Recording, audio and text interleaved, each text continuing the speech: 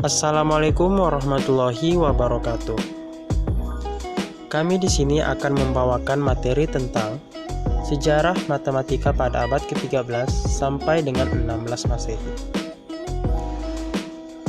Kami dari kelompok 6 dengan anggota Rahmat, Maduri Rizky Pratiwi, Mestra Litiani Salida Limbong, dan juga Jumliana Alfitriani.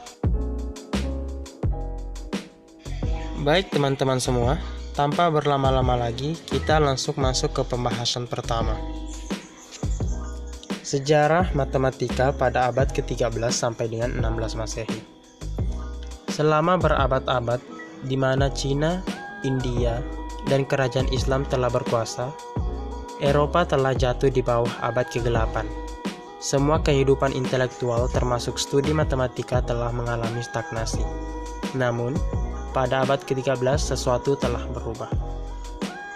Apa sih abad ke-8 itu? Sehingga dapat menyebabkan stagnasi terhadap kehidupan intelektual. Abad ke-8 merupakan sebuah abad selang runtuhnya Kekaisaran Romawi dan Renaissance, atau munculnya kembali peradaban lama. Di saat abad ke-8, segala keputusan pemerintah dan hukum negara tidak diambil berdasarkan demokrasi di parlemen, seperti ketika abad Kekaisaran Romawi. Keputusan tersebut diambil oleh Majelis Dewan Gereja. Tidak setiap individu berhak berpendapat, karena pada abad itu yang berhak mengeluarkan keputusan adalah para berpangkat agama. Baik, selanjutnya adalah sejarah matematika pada abad ke-13. Leonardo Fibonacci, atau yang lebih dikenal dengan Leonardo da Pisa, adalah matematikawan yang paling berbakat pada abad pertengahan. Ia dikenal dalam sistem biologi India sejak abad ke-13. Dia adalah anak seorang pedagang yang mengikuti ayahnya berdagang ke Mesir, Sisilia, Yunani, dan Syria. Karyanya yang terbesar adalah sebuah buku yang berjudul Liber Abaci pada tahun 1202. Buku ini berisi tentang problem-problem dengan menggunakan lambang Hindu Arab yang memperlihatkan bahwa dia dipengaruhi oleh aljabarnya Al-Liber Abaci. Ini lebih memfokuskan pada aritmatika di bidang geometri. Buku-buku ini dimulai dengan penjelasan 9 lambang bilangan India dan menambahkan bilangan 0. Salah satu masalah yang terdapat pada Liber Abaci ini adalah beberapa pasang kelinci yang akan dilahirkan dalam 1 tahun, yang dimulai dengan sepasang kelinci. Apabila setiap bulan masing-masing pasangan menghasilkan 1 pasang kelinci baru, di mana pasangan kelinci baru akan menghasilkan setelah bulan kedua. Problem ini yang dikenal dengan barisan Fibonacci, yaitu terdiri dari 1, 1, 2, 3, 5, 8, 13, 21, dan seterusnya. Rumus yang digunakan adalah M, N, dan selanjutnya M ditambah dengan N. Karya keduanya, Fibonacci Practica Geometriae pada tahun 1220, yaitu sebuah kumpulan materi geometri dan trigonometri yang dikerjakan oleh Euclid, dan beberapa merupakan aslinya sendiri. Dan pada tahun 1225 dengan judul Liber Quadratorium, yaitu karyanya yang brilian dan original dalam menganalisis dan telah membuatnya luar biasa pada zaman Diophantus dan Fermat. Pada abad ke-13 berdirilah Universitas Paris, Oxford, Cambridge, Padua, dan Naples. Universitas itu mempercepat penyebaran ilmu pengetahuan itu di Eropa, khususnya matematika. Pada abad ini menghasilkan beberapa ahli matematikawan, yaitu Giordano Saxo, Campanus, Sacrobasco, Roger Bacon, dan Nemorarius. Sejarah matematika pada abad ke-14. Abad ke-14 adalah masa yang tandus bagi matematika. Ini adalah abad dari maut hitam yang menyapu lebih dari sepertiga penduduk Eropa. Di dalam abad ini terjadi perang 100 tahun, 100 Years' War, dengan pergolakan politik ekonomi di Eropa Utara yang sedang memuncak. Meskipun matematika pada abad pertengahan pada dasarnya bersifat praktis, matematika spekulatif tidak sepenuhnya lenyap. Pemikiran-pemikiran filsuf-filsuf skolastik menyebabkan pemikiran teoritis yang halus tetap gerak, tak terhingga dan kontinu, yang semuanya merupakan pemikiran pokok matematika modern. Adapun ahli-ahli pada abad ke-14, yang pertama adalah Nicole Oresme.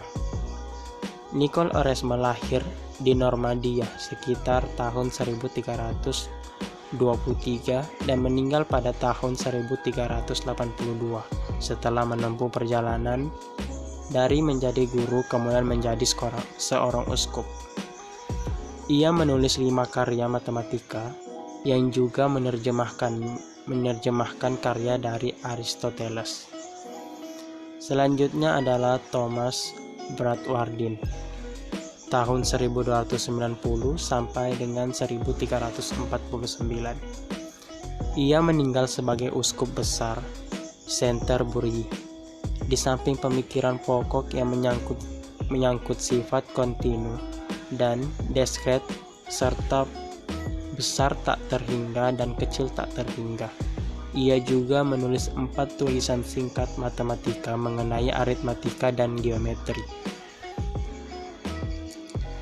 Sejarah matematika pada abad ke-15. Dalam sejarah, abad ke-15 disebut dengan zaman Renaissance, yaitu lahirnya kembali perhatian kepada kebudayaan Greek dan Romawi klasik dan berusaha mencari nilai-nilai baru dari kebudayaan ini. Runtuhnya kerajaan Bizantium dan jatuhnya Konstantinopel ke tangan Turki, pengungsi-pengungsi mengalir ke Italia. Pengungsi-pengungsi itu membawa ilmu pengetahuan Greek dan Arab ke Eropa. Buku-buku ilmu pengetahuan yang diterjemahkan dari bahasa Arab dan bahasa Greek ke dalam bahasa Latin mulai tersebar di Eropa. Peristiwa ini sangat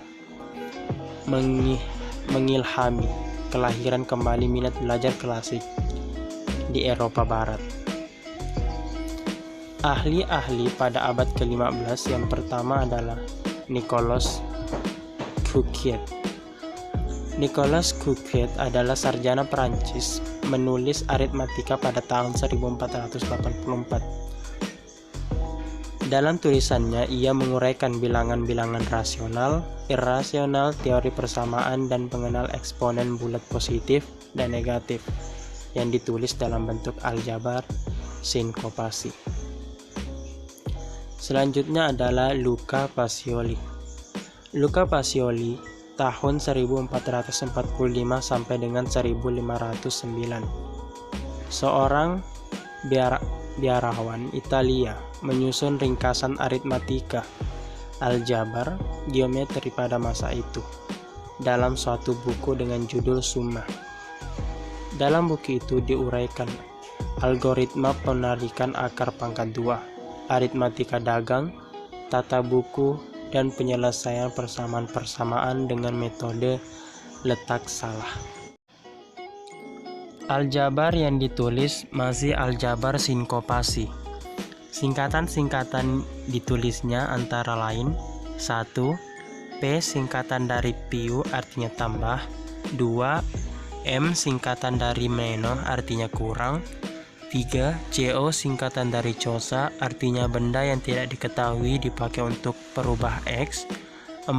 CE singkatan dari censo dipakai untuk X pangkat 2, 5. CU singkatan dari cuba dipakai untuk X pangkat 3, 6. CC singkatan dari censo dipakai untuk X pangkat 4, Dan ketujuh, AE singkatan dari equalis, artinya sama.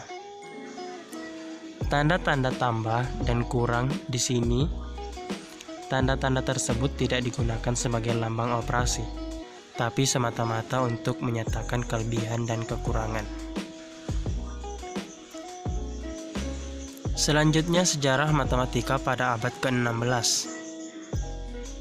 Prestasi matematika pada abad ke-16 adalah: yang pertama, simbol aljabar telah dimulai dengan baik. Kedua, perhitungan dengan angka Hindu-Arab menjadi standar. Ketiga, pecahan desimal telah dikembangkan. Yang keempat, persamaan kubik dan kuadrat telah diselesaikan. Kelima, bilangan negatif telah diterima. Dan keenam, trigonometri telah disempurnakan dan sistematis dan dapat menghitung dengan beberapa tabel yang sangat baik sekali. Pada awal pertengahan abad ke-15, pada tahun 1453, Konstantinopel jatuh ke Turki. Sebagian besar ilmuwan Yunani melarikan diri ke Italia dan membawa karya besar klasik dari ilmu pengetahuan Yunani. Masa Renaissance, awal matematika pada dasarnya merupakan tiruan dari zaman dahulu. Matematikawan mampu keluar dari pengetahuan Yunani. Mereka memperluas pengetahuan mereka seiring dengan meningkatnya kebutuhan praktis untuk matematika. Ahli-ahli pada abad ke-16 ada beberapa ahli. Yang pertama adalah Robert Recorde. Robert Recorde pada tahun 1510 sampai dengan 1558 menulis karya dalam aljabar, geometri, dan astronomi. Pada tahun 1557, ia menulis aljabar dengan judul The Whetstone of the White. Dalam buku itulah pertama kali digunakan lambang sama dengan untuk kesamaan seperti digunakan sekarang. Selanjutnya, yang terakhir adalah Scipione del Ferro pada tahun 1465 sampai 1526. Dia adalah seorang guru besar matematika pada Universitas Bologna pada tahun 1515. Menulis persamaan pangkat 3, tetapi tidak menerbitkannya, hanya memberitahu kepada seorang mahasiswa, yaitu Antonio Fior. Baik teman-teman, mungkin itu saja yang dapat kami sampaikan. Lebih dan kurangnya mohon dimaafkan. Sekian, Assalamualaikum warahmatullahi wabarakatuh.